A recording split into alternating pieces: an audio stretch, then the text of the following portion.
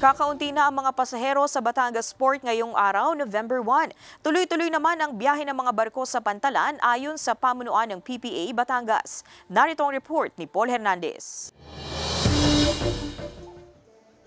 Madalang pa sa patak ng ulan ang dating ng mga pasahero dito sa loob ng Batangas Port ngayong undas. Maluwag ang ticketing booth. Karamihan kasi nagsipag-uwian na sa kanilang probinsya nitong nagdaang mga araw. Nauna nang dumalaw sa sementeryo si Eduardo para makapunta siya ngayong araw sa Sibuyan, Romblon para makipaglibing sa isang kaibigan.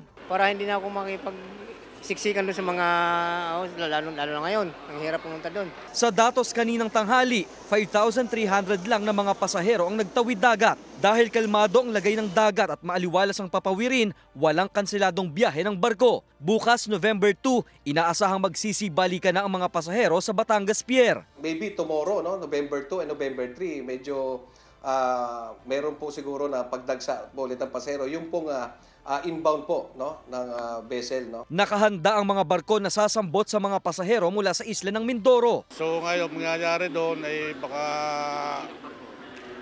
madami yung barko, marami kami kasi oras eh. Sa kabila ng pababang bilang ng mga nagtatawid dagat, isinasagawa pa rin ng mga otoridad ang protocol sa inspeksyon ng mga barko.